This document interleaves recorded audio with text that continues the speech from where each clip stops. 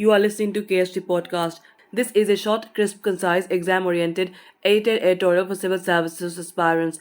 In this podcast, we are going to talk about Sustainable Cities Program. Source for the content is Rituraj Barua's article for Mint. The World Economic Forum and the National Institute of Urban Affairs on the 3rd of March 2022 signed a memorandum of understanding to design Sustainable Cities India program aimed at enabling cities to generate decarbonisation solutions across sectors including energy and transport. The partnership gained significance on the backdrop of India's commitment at COP26 summit in Glasgow to achieve net zero carbon emission by 2070.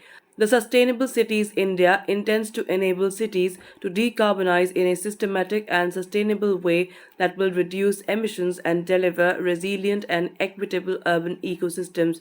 A statement from the Minister of Housing and Urban Affairs said that WEF, that is the World Economic Forum, and NIUA, that is National Institute of Urban Affairs, will adapt the WEF's City Sprint process and toolbox of solutions for decarbonization in the context of 5 to 7 Indian cities across 2 years. The City Sprint process is a series of multi-sectoral, multi-stakeholder workshops involving business, government, and civil society leaders to enable decarbonization, especially through clean electrification and circularity. The outcome of the workshop series will be a short list of relevant policies and business models which not only reduce emissions but also maximize system value, such as improved air quality or job creation. City sprints will help to jumpstart and accelerate net zero planning and action.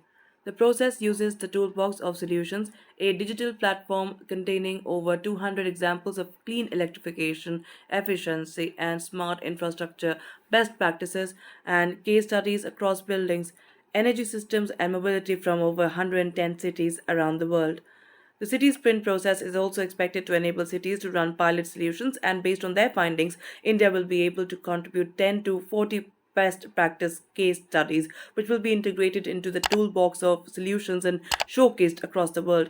Kunal Kumar, Joint Secretary and Mission Director, Ministry of Housing and Urban Affairs, said that India is committed to become net zero by 2070, aligning with its vision for a future ready India set by the Prime Minister during the COP26 summit in Glasgow. In realizing this vision to accelerate the clean energy transition, conversation and more importantly, action amongst all actors of the quadruple helix is critical. He noted that the partnership between NIUA and WEF is an important step and it will help cities in India and cities globally to learn from one another and drive action towards sustainable development and climate resilience.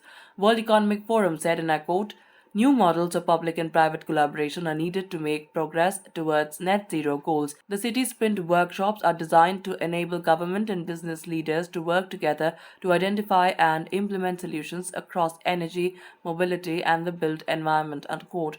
As per the World Economic Forum's Global Risks Report 2022, densely populated countries that are highly dependent on agriculture, such as India, are especially vulnerable to climate insecurity.